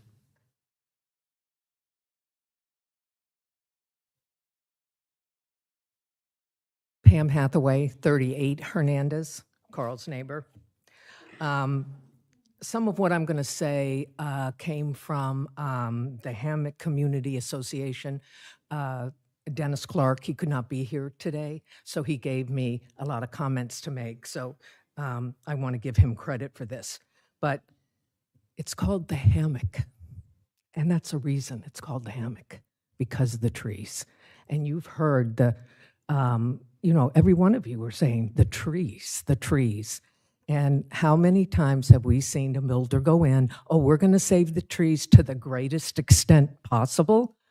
I don't like those words, because that doesn't say you have to save this tree, this tree, this tree, this tree. Hammock is trees, and that's why we oppose this. Also, Dennis mentioned, and I looked it up, that the model precedent, the Plumbings that you have in here, that was the exact opposite of what's happening here. They took 6 lots and made them into 3, not 7 lots and making them into 14. So that's not a good model precedent. I'm sorry. The swales, I think one of the other speakers mentioned the swales are going to take up room where trees will have to be down, the septic systems, and of course, the homes themselves. I understand that they want to do their best about the trees, but there's just no way they can save as many trees as is needed in this 14 lots. 7, as Carl said, 7 is great. In closing, I'd like to mention a book called The Land Remembered by Patrick Smith. I think every Floridian needs to read that book. I'm a native Floridian, by the way, from Miami. I saw what Miami-Dade has become. It's become the concrete jungle down there. And that's why we came up here. Actually, my time is ending up. We bought in 1997, and my husband took months of cataloging every tree on our property so we could make sure that the footprint of our home that we eventually built in 2001 did not destroy many trees. Yes, we had to take down a couple, but we worked very, very hard to make sure that that footprint did not destroy trees. Anyways, The Land Remembered. It's a book about Florida from the 1800s to the 1960s. And there's an undercurrent of conservation in that book. And a reviewer of the book said, and this is what I want you guys to take to heart, the book raises the eternal Florida question. While building a state of commerce and tourism, can we also protect our heritage? Can we let wild waters flow, animals roam, native plants blossom? We have the ability, but do we have the will to do that? You guys have the ability. Use the will. Thank you. Next speaker. And, okay. Hello, Leah Groom, 98 Sanchez, also FPC government teacher. So the proposal of doubling the houses from 7 to 14 in its current form threatens the character, ecological integrity, and long-term sustainability of our community. I urge you to consider the significant negative impact this increase in density will have, particularly in relation to the preservation of our natural environment, the protection of the trees, and the overall compatibility of the proposed development with the existing community. With our limited area and infrastructure, the increase in development will create undue strain on our resources, such as water, waste management, and especially road capacity, all of which are critical to maintaining a livable environment. The proposed density is out of scale with the surrounding neighborhood and will fundamentally alter the quiet residential character that residents value. One of the most pressing concerns with this proposal is the destruction of the large live oak trees, which are integral to the hammock's natural landscape and ecosystem. These trees, some of which are decades, if not centuries old, are not only valuable for their aesthetic and ecological benefits, but also provide critical environmental services such as erosion control and habitat for local wildlife. According to the proposed development plans, these live oaks will fall within the building footprints, as you know, and they'll be removed. There are no clear provisions or safeguards to place to ensure their protection, and the removal of these trees would be detrimental, as I said. Not to mention, there's no real plan for stormwater retention, no place for the stormwater to go, especially with the driveway taking up so much space. So grading for stormwater swales will create even more problems for saving the trees. I want to emphasize that the residents of the hammock, as you can see, as we demonstrate regularly, oppose increasing the housing density. These public hearings where we've consistently shown up and shown that our community values the current low density nature of the area and is deeply concerned about the adverse impacts of further development. Once more, we urge you to respect the wishes of the residents who have expressed their concerns about overcrowding, environmental degradation, and the loss of green space. Increasing the density would also set a dangerous precedent for future development, encouraging further overdevelopment and the destruction of irreplaceable natural resources. This type of rapid, unsustainable development is not aligned with the long-term interests of the community or the protection of our environment. So I just ask you again to consider a plan that is more in line with the character of our desires as residents. Thank you. Thank you, Ms. Groom. Next speaker, please. Please identify yourself on the microphone. Caleb Hathaway, 5305 Johnson Highway. I'm not a resident of the hammock, but I've grown up my entire life in Flagler. The hammock is pretty much my second home. I've grown to very much love the hammock and Flagler as its own. The environmental importance of the area is, of course, very crucial to these developments. And unfortunately, what we're seeing here is a massive, it's doubling the development. And I really don't think it's compatible in any way. It doesn't match the theme of the hammock. It doesn't match the essence of it. It doesn't match the hopes to preserve the trees. And mind you, oak trees take around 20, 30, 40, 50 years plus to grow to the size they are. Time and time again, we're seeing developments destroy priceless environmental land in Flagler. The hammock is one of the few last areas where you see these large oaks. It's imperative that we preserve these. And even additionally to the community, as someone else said, 28 cars on Hernandez Avenue isn't very compatible. And we're just seeing more and more people and excess growth. And I really believe this plan it can be limited to 7 homes. It would be compatible. It would make sense. Making it 14, you're squeezing way too many homes in such a small space. I recommend to deny this move. A plan that could better work with the hammock would totally make sense. But 14 homes is massive. And I just hope that Flagler as a county can come together and understand that we need to look to our future. As young, I'm 18 years old. I'm hoping to see a future where we really begin to innovate and to change. And unfortunately, this plan right here is not the innovation. It's simply squeezing as much into as little space as possible. That's all I have for tonight. Good evening. Thank you. Thank you for participating. Next speaker, please. I'm Ann Griffiths, 21 Hernandez Avenue. I have 2 concerns. First of all, that a precedent is set on these variances. It seems to me that when someone asks for a variance, they get their variance. We built our home 14 years ago, 1,600 square feet with garage, and it took every bit of almost 5 years of me planning to make that house fit in a footprint of 2 50 by 100 lots.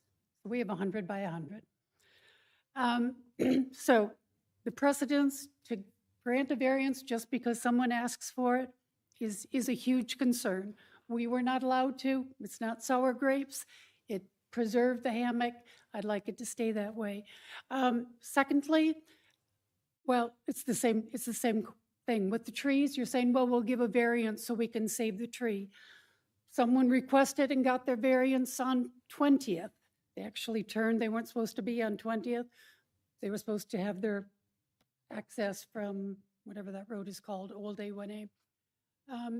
And their house is on the road. So these are all traffic, everything. It's a lot of homes in a small space. There's also a 100-foot easement there. And I'm assuming that in clearing for the 7 lots, because it is a development, that 100-foot easement is going to be stripped as well for building access to those 50-foot lots. Thank you. Thank you. Next speaker, and I think the last speaker, correct? Okay. All right. Hey, my name is John Doring. I'm the owner of the property.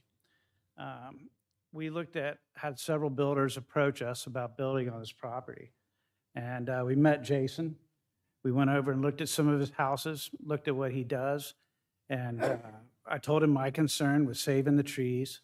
And I sold 4 lots to the Gallows to the south of those lots. And they took down every tree on those lots.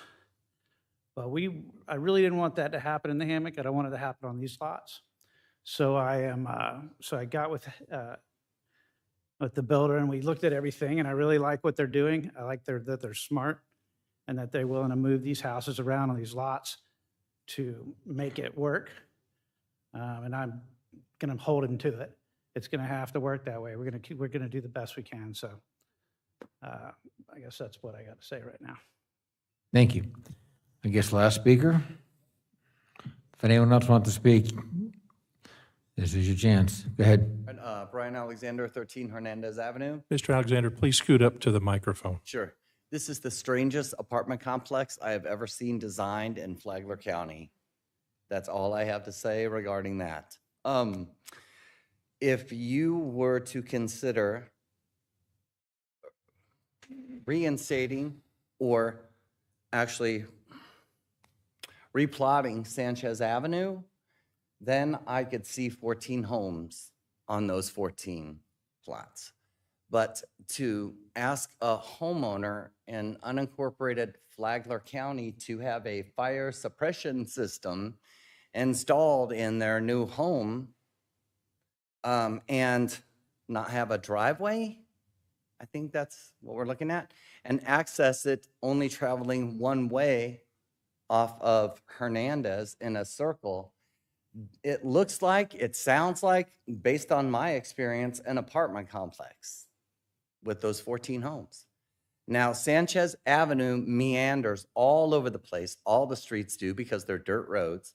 So it is possible to meander Sanchez Avenue there and to be able to have those 7 homes with their driveways on Sanchez Avenue and then have those additional 7 homes on Hernandez with their driveways in character with the rest of the hammock. Also, Please scoot up to the microphone. We're not getting your comments on the record. All right. Thank you. I'm a mighty loud person. I don't know how you guys are missing that. But anyway, I'm a renter. I moved to the hammock 3.5 years ago. At this point, I've been priced out of buying any property. And I have seen the character of the hammock destroyed, especially on the corner of 20th and Hammock Preserve Drive, where basically one builder has built 5 cluster homes and actually created like 0 lot lines. So that's not what the neighborhood was designed for back in the day. You know, at this point, I would just say consider that. But the design and the plan of this, when I look at it, it looks like an apartment complex. So thank you. Thank you, sir. Okay, at this point, I want to close public comment. Again, there's nobody else want to speak, correct? All right, go on. Oh, you going to come up, sir? You got to come up now. Please identify yourself in the microphone. Gentlemen, I live on Hernandez. Sir, please identify yourself. I'm John W. Rydell. Okay. Okay. I live on Hernandez, and it's a beautiful area. Please, don't let them keep doing this out there. This is not a city. This is a countryside. And all I'm asking is, don't let them keep building like this out there. They want a home, fine. I live on Hernandez. And the traffic would be unbelievable. And I don't think it's fair that we should be letting all these developments move in. Individual homes, I have no problem. But these developments are getting way out of line. And they're ruining this whole area off Hernandez. And so all I ask is, give it a real thought. And think about us older people that have enjoyed that for years. And now we're just going to throw it all away. Thank you. Thank you, sir. Okay, again, anyone else want to speak? Do it now. All right, seeing no one come forward, I close public comments and then open back up to the applicant for any rebuttal. Just real briefly, we're not increasing the density. There's 14 lots there. We're just trying to figure out a solution for access, do it in a way that protects as many trees as possible, keep the houses down. You know, the swales are better than stormwater ponds because we can meander the swales to get around the trees, and that's been done before, and that's part of the concept plan. You got our engineers here to answer those questions, but we're not trying to overdevelop the property. And, you know, if we opened up access on Sanchez and you lose a whole lot more trees clearing right of way on Sanchez, putting in swales, stormwater, whatever the case might be. So our position is we try to come up with a solution to allow access to the back 7 lots. We try to do it in conjunction with what staff was recommending that we include in the proposal. I really think we've done what we can to try to best provide access for the existing 14 lots that are out there with as minimal impact as possible. Thank you. Thank you, Mr. Bear. Does anyone have any questions for the applicant? Okay, at this point here, I'd like to open it up to board comments and or any motions. Anyone have any thoughts? I just have a couple of short comments. One is that, as Mr. Bear says, these are platted lots. These have been platted for as long as Flagler County's been around. This isn't something that the developer's asking us to come and increase density in the area. But more importantly, unlike the variance requests that were before us earlier, this board doesn't make a decision on this issue. We're making a recommendation to the county commission. This is up to the county commission to decide whether or not this project is going to go forward or not. This board doesn't have the decision-making authority to do that. And so if you're invested in opposing this, make sure you show up for the county commission meeting when that's held, because that's when the decision is going to be made. And I think we've got some questions to answer between now and then, like the history of the vacation of Sanchez and some of these other issues. And so I just want to keep the perspective in order as we move forward with our decision here tonight. Name, kind of go ahead, Dan. Mark, if I can speak to some of the engineering perspectives that I have. First, the idea that we're creating a stormwater system here that is without ponds in this area of the county functions. My experience is, having run the calculations and run the numbers, I think Adam's seen the results of those, the infiltration distance is something in the range of 23 feet in the undisturbed natural areas out here for most of the events we have happening. I don't think this is the area we want to go digging ponds. I think they're right on track, allowing this to occur naturally, happen with the oak trees, interface with nature. I agree with that. The other question I have is regarding the ATUs, the aerobic treatment units we're talking about for the septics. Can we lean a little bit on the developer to put in a future, let's say a dry line, I'm going to call it a dry line for septic out there, with the idea that the city of Palm Coast at some point will finally provide septic along A1A out there, and then it wouldn't be a huge upheaval to go through, destroy trees, unnerve the residents in the environment out there, to create a force main, if you would, to connect out to anything that may happen along A1A. Would that be too much to burden, or is that within our realm? I think you could stipulate that once it's available to to have that connection occur. I think you could include that in there. I think that's in the universe of your recommendations. That it then? That's it. Any I've other? belabored it. Yeah, Go ahead.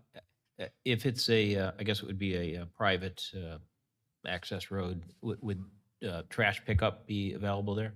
Yeah, that was one of the, but I wanted to state for the record, I did neglect that we did have 2 emails about this that came in. Have forwarded them to you, and one of them I think had mentioned, what about the trash pickup? And we didn't talk about that, but the way this is set up, I think the intent's there where the trash, our waste hauler would run through on the private driveway. Any other questions? Any other comments? I want to agree with Mr. Connor.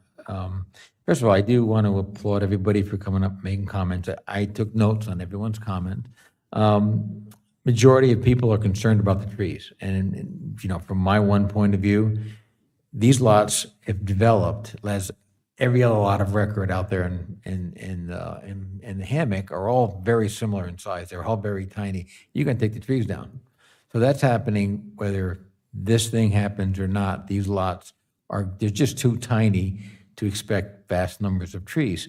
You know, somebody mentioned buying all the land. Well, if you could buy all the land and hold it in perpetuity, that's fine. But, you know, the landowner has the right to sell his property. These are residential lots already created. So to try to take that right away from them, to say you can't develop on this land because, you know, we the neighbors like the trees on your property, that's, you know, that's not the way that our country works. So, so it doesn't make sense to say, well, we're going to penalize you, sir. You came along after us, and you can't, you know, we won't let you build on the lots. And I heard everyone keep saying about if it was 7, not 14, but these are 14 lots, and there are plenty of them built out there like that. So I don't see that this is creating an additional burden to the Hammock. What the solution that the staff and the applicant were working on was how to make this function, rather than how do we make more lots out of what wasn't more lots. So, I mean, I think there's some questions about how they're going to logistically make the document work. But these were lots that if Sanchez was not removed, it would happen anyway, and every tree would come off, and probably more because of some of the innovative septic system that he was talking about, you know, has to do. So you know, again, I live out that area, and I don't want to see, or actually I did live out that area. I don't want to see, you know, more impacts than what's already out there as far as, you know, that goes. But this has already been platted. I think 1938, I think I saw that this was done. So it was a long time ago, you know, prior to me. Anyway, do we have any more comments, or do we have any motion? We're doing a recommendation for approval, denial, or a continuance for more information that we have to specify, I guess.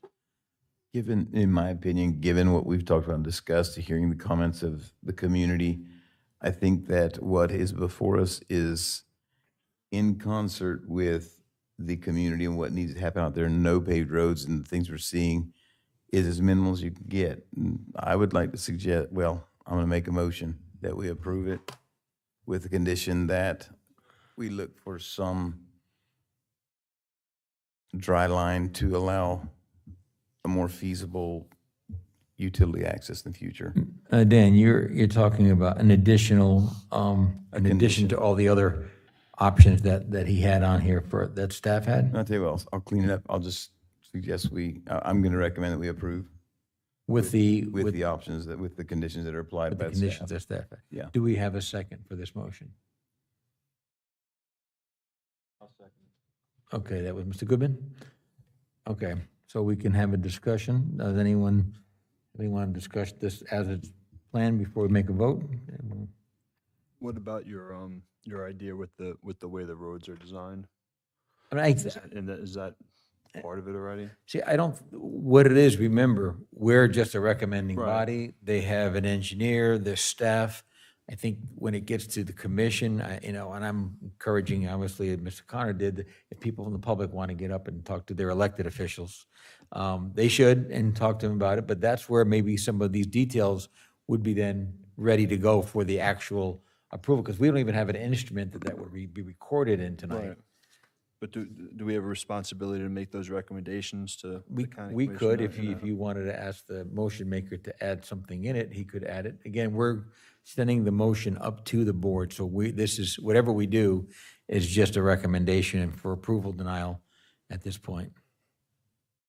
So did you want to ask the motion maker to make an alteration to his amendment to his motion? Yeah, I mean, I think they need to take a serious look at it to make it all work. I mean, that's just one example of, approving it and making a recommendation. I don't think it's just one thing or two things, so I'm not sure how you'd go about doing that. Just tell them to seriously look at it and, our recommendations, go forward with it. I mean, we have more, don't we? I mean, did we have other recommendations that went along with it, or is that the only two? Well, I told them they should clean up the language for the sprinkler being a 13D, because that is a system that they would be able to make function out there and something that would make sense versus a strict fire sprinkler suppression system, which just because of the infrastructure wouldn't work anyway. But that's, again, I think perhaps, Anthony, I appreciate your. How specific do we have to be? I don't think we need to be too specific, and Adam, you tell me if I'm wrong here, but I think some of the voice items we've been talking about between the applicant and yourself, you guys are gonna talk about that, and when you go to commission, whether you bring it up or not, that the public are here, and, there's some eyes on what's going on anyway, I think they could probably hash out, because I don't want to sit here and engineer a road for them. Right. I think the comment on the 13D is something that I think they both would get and, and just fix that, call it residential or whatever. The HOA, I think we already talked about, really needs to be something. And again, I don't know how detailed we need to be. Did you have an HOA in your? Yeah, I think I mentioned maintained by the homeowners, and certainly what Mr. Baird said was correct for the record. We did have covenants and restrictions submitted as part of this application. I don't remember if I included them. I don't think I did in your packet, but they're substantial. They're in great detail.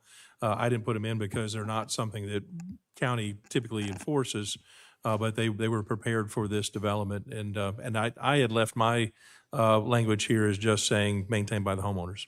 Okay. Does this come back to us at all? No. So from this point on, we pass it on to commission, they approve, and we're. My understanding of what I heard tonight, Yeah, the only way for it to come back variance to us requests will come is back if a to variance us request on an happens. individual basis, but Right. there's some more detail on this. In our packet, we have a development agreement proposed by the applicant that has some detail in terms of a lot of the things that we've been discussing here. This is a work in progress. It was signed by the applicant, but it wasn't signed by the county obviously yet. But this is a commitment toward what they're willing to do. And I think we build from this going forward, but that's staff level stuff. I mean, you got the legal department working with Mr. Bear in fleshing this out and also imposing restrictive covenants. And then you've got the engineering department working with their engineer on the details of how some of these components will work in terms of the meandering roadways and the meandering swales and the relocation of the buildings to preserve trees. All those details are going to be worked out at staff level, assuming that the county commission moves this project forward. I don't think we can go there. I think our job is to simply say, we're okay with the concept or not, and send it on to the county commission for further consideration. Understood. Recognizing that is a revision, we're looking at the revision from a 50-foot paved road to a 15-foot wide meandering ingress egress easement. Is that correct? Yeah, I think that was one of the things that was mentioned, and I think that's a fair thing to consider. Okay. Any other comments on this motion we have? Go ahead, Mike. Make a personal comment. I'm 75 years old, and I remember Flagler County before Palm Coast. I remember Flagler County before Plantation Bay, before Hammock Dunes. I remember Flagler County when the Hammock was way less populated than it is now. The fact of the matter is, if you live in Flagler County, somebody had to cut trees down to build the home you live in. Somebody had to cut a lot of trees down to build the roads that lead to your home, that lead to the grocery stores and the schools your kids go to and everything else. If I had my way, we wouldn't build any more homes in Flagler County. I think we're crowded now.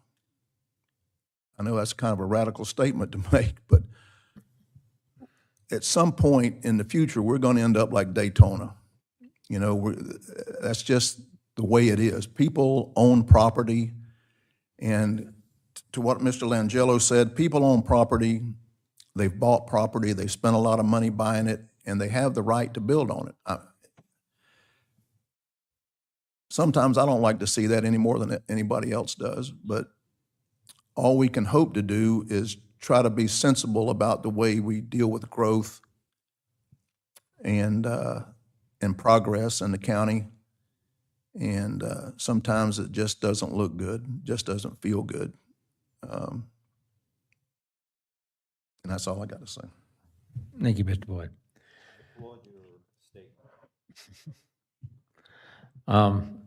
Yeah, I haven't been here 75 years, Mike, but my folks bought property here in 56, and I've been coming down here since I was a little wiener, and I moved here in 79. So I did see, you know, I remember the Hammock when it was just barely anything to, so I echo many of your thoughts.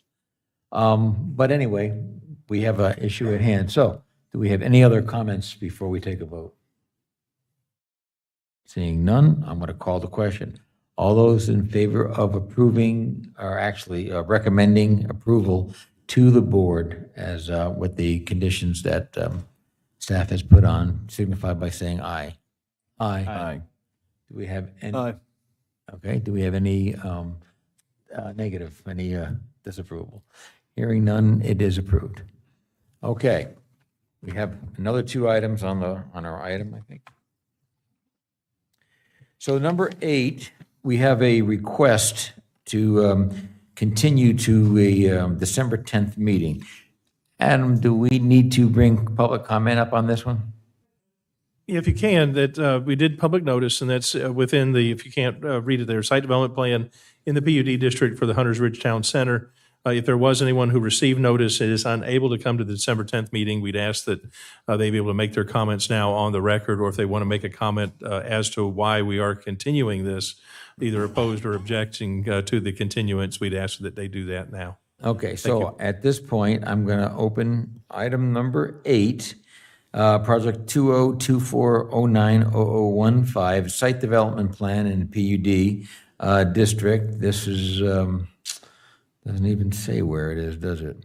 What road is it? It's on Airport Road. Airport Road, yes, sir. Yes. Does anyone in the public, all of you Ron Long people in the public, like to come forward and make a comment?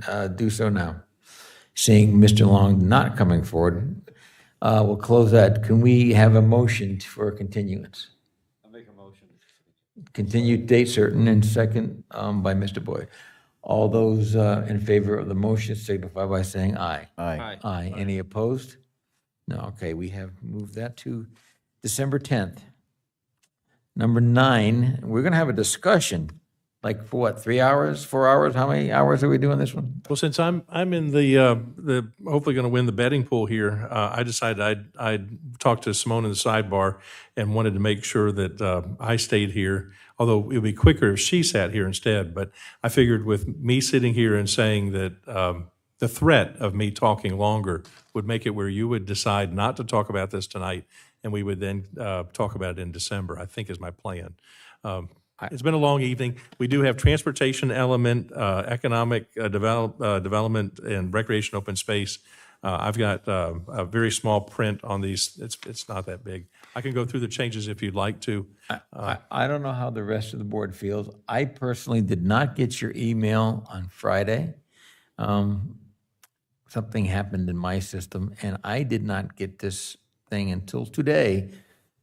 and read our thing as fast as I could within the hour that I got done with work at 5 o'clock while trying to wolf something in my stomach to come here. So I actually did not read that. So I'm going to ask my one of 7 vote that we take this up another day. Does anyone else have a problem with that? Unless, who wants to stay and talk for 3 hours?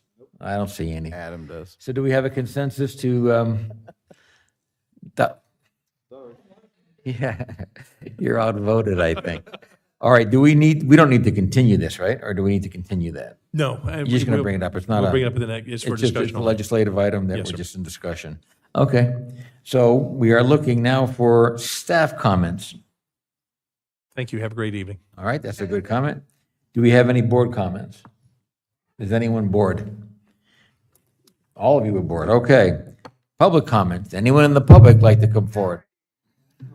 All right, well, you're supposed to come to the microphone and identify yourself, but that's all right. Okay, well, I think that's about it. So can we get an adjournment? I'll make a motion to adjourn. Mr. Boyd made the motion. All right.